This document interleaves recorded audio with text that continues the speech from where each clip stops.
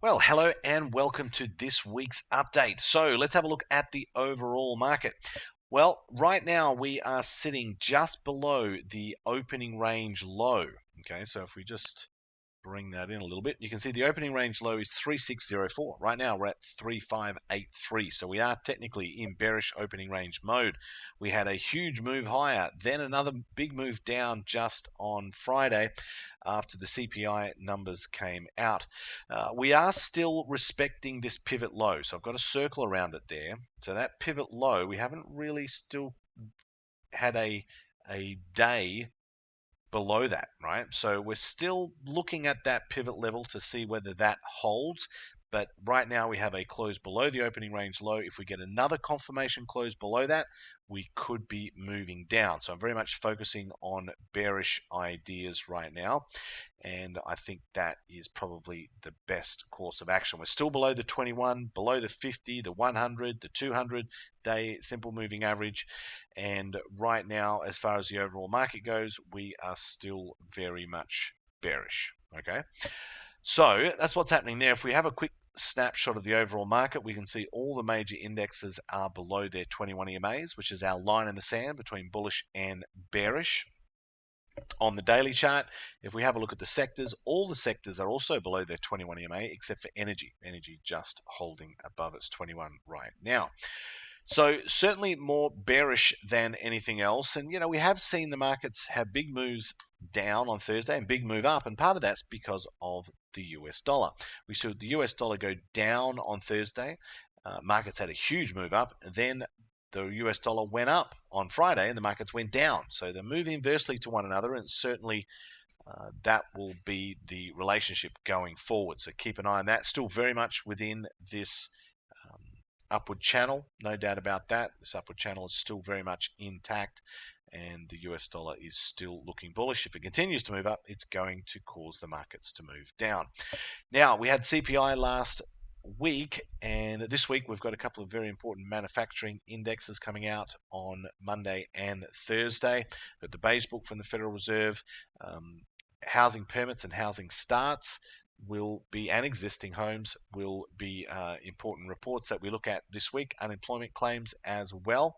So there are some things that could move the market, but certainly not as strong as what it has been recently as far as news, CPI and interest rates and things like that. But there are some things that could certainly still move the market. Now, combined put call ratio right now is at 0.96. That is bullish, but only just. The skew right now, perceived risk of a 2 standard deviation move or more to the downside, that is right now 119.30. That is neutral. The trend, the most accurate overbought, oversold reading on the stock market is right now neutral. Amount of stocks above their 50-day moving average is still well below 50, down there at 18. So that is bearish as well. Fear and greed index is still extreme fear. If we have a look at our trend, our MA trends, which help us to determine the trend of anything that we look at, we can see that these 5 moving averages help us do that. Now, when they're stacked in this sequence, 89 on top, 55, 34, 21, and 8 on the bottom, when they're stacked in that order, that's obviously a downtrend. Now, we've got a downtrend on the SPX, the overall market, on the daily and weekly, and even on the monthly, the market is sitting right on its 55-day moving average, is certainly below the 21. So pretty bearish there. Now, if we have a look at our stacked moving averages to determine the trend, when we look at Goldman Sachs, so goes Goldman Sachs, so goes the market. That's still stacked bearishly. Looking at these pivot lows here as well, and obviously it's got pivot lows here to take out, but still, as far as the trend goes, that is stacked bearishly.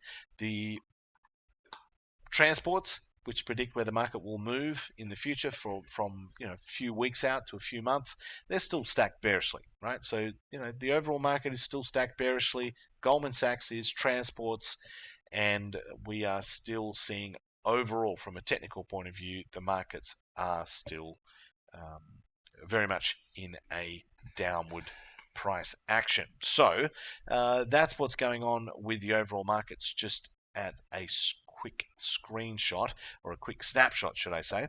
So that's what's going on there. Now, as far as potential ideas to make income from what is going on, One of them you could look at, which we're already in with ExxonMobil. Now, this is one where, if you have a look at ExxonMobil, let's just bring up the chart.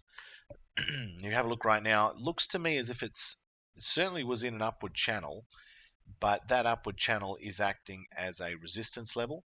Okay, and we could be seeing a bit of a double top playing out at that upper, well, at that resistance level and that upper trend line, right?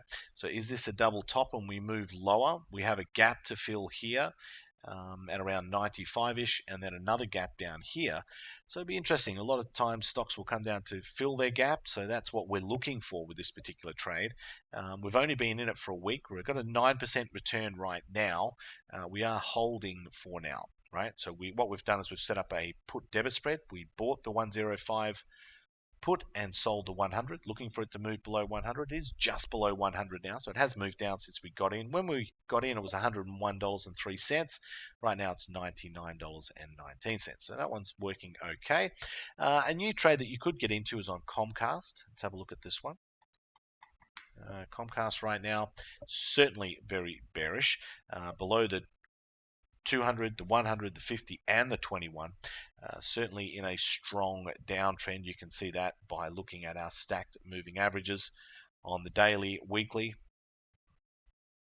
and also on the monthly. It's broken the 89, so it's stacked bearishly on all three of those time frames. So that certainly is showing you some bearishness there. And also when we look here at the OBV, the on balance volume, that too is certainly very bearish, showing you selling pressure is exceeding buying pressure. We can see that from the charts as well. So it's looking pretty bearish right now. The 21 has acted as a resistance level, and I believe that this stock will continue to move down going forward, and I'm looking for it to continue to go down. Now, probably for me, if I look at this from a monthly perspective, I'm probably looking for it to come down to the 200-day moving average on the monthly chart, right? Which is a good level of support and obviously a key moving average. That's sitting at about 26, okay, just under 26. So what I'm going to do with that target there of around 26, the 200-day moving average on the monthly chart, I'm actually going to set up a trade where I'm going to buy the 30 put, sell the 27.50 put, okay, for $83 a contract. Okay, so if you do one contract, it's $83 of risk. If you do 10, it's 830, right? Now, the maximum value is the potential profit is the maximum value, which is the difference between the strike prices, 30 and 27.50, 250 obviously, minus what you paid for it, $1.67, or 201% return on risk, which is pretty impressive by itself.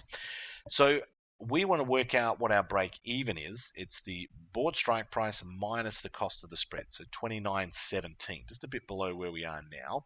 Set our stop at 43, profit taker at $2.03. What that will do is that will, if our stop is triggered, we buy it for 83, stop's triggered, 43 comes back in, we've obviously lost $40. If we buy the spread for 83 goes out, our profit taker is triggered, 203 comes back in. Obviously, in that case, we've made $120, right? So our potential profit is 3 times higher than the risk that we're taking. So that's another potential idea that you could look at. Now, one more that we've got here is Oracle, right?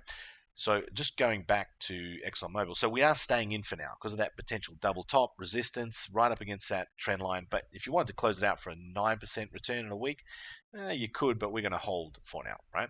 So that's that one. Now, Oracle is another one we could look at. Let's have a look at Oracle. Another potential idea. There it is there. Now, Oracle, again, double top, right up against this resistance level. We've got a pivot here, here, and I think this could sort of fail at this level. And if we have a look at the 100 and the 50 is below the 100 on balance volume. Certainly a lot of selling going on. Selling pressure is exceeding buying pressure right now. We look at the on balance volume, and that certainly is showing you a lot of selling pressure. So certainly this is a stock here that I believe is up against a resistance level. It's a double top, and I think it's going to move lower. It's certainly from a trend point of view in a downtrend, right? We can see that pretty clearly there with that daily chart. So looking at that, I think a move down to the pivot low, which is around 61, I think that's at least possible, down to this pivot low here around 61. So what you could do with this one is you could set up a put debit spread. You could buy the 65, sell the 62.50, and that's going to cost you $104 a contract. Okay. Now the maximum value is 250, difference between the bought and the sold strike, 65 and 62.50. Minus what we paid, $1.04, means there's $145 of potential profit here, or 139% return on risk. To work out the break even, 62.50. Okay, we want the buy strike price. Sorry, my apologies. Buy strike price of 65 minus what we paid for it, right? Which, as you can clearly see, is $1.04. So our break even would be 63.96, just below where we are now. Right now, if you set your stop at 54, means you'd be risking 50, right? 104 goes out, your stop gets triggered, 54 comes back in. You've obviously lost $50 a contract. Now your 104 goes out to buy it. Your profit taker of 204 is triggered, means you've made 100. So it's a 2-to-1 risk to reward, right? So it looks something like this. So you type in the stock symbol, okay, click on enter, and obviously you'd use the same process with Comcast, right? Make sure you've chosen the 18th of November. Click on Strategy Builder. Click on Plus. You're then going to come here and you're going to go to the 65 strike. Puts on the right where it says buy. Click on the ask buy. And then the 62.50, click on bid. You're going to sell, right? Now, difference between 96 and $1.12 in the midpoint there would be $1.04. Okay, you would then submit the order. So let me know if you guys like me setting the trade up. Send an email to support@cashflowoptions.com.au. Any trades that you've had recently, any great success, any feedback, and also if you like me doing the trade setup as well, let me know. So then the actual trade will appear here in the orders. So we expand that, click on the plus so we can see what's going on. Oracle bear spread. Again, this is exactly the same process for Comcast, right? So we come here, where it says ORCL, bear spread, that's where you right click. Go down to attach, and bracket orders, okay?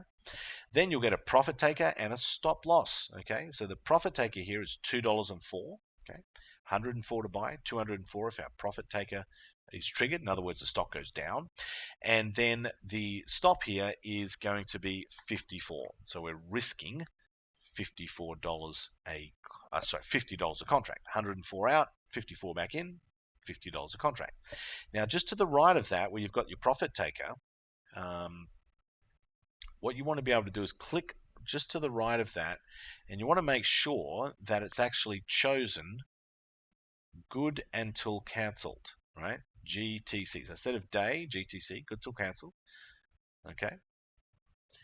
Override and transmit. There's your profit taker set. Just to the right of your stop, you click on that drop arrow and you change it from day to good till cancelled. So you want that in effect for the whole duration of the trade until the trade is closed out, or you manually close it out. Okay, so there's a set and forget trade right there. 2-to-1 risk to reward, asymmetrical risk in your favor.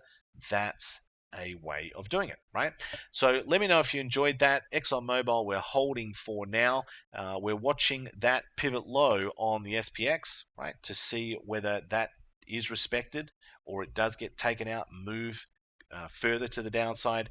Things do look bearish right now. Not quite enough for me to go full bearish mode, but it is very, very close. So we'll keep an eye on that. A couple of bearish positions there with fixed limited risks, and we will see what the market gives us this week. All right, my friends, talk to you again next week. All the best, and bye for now.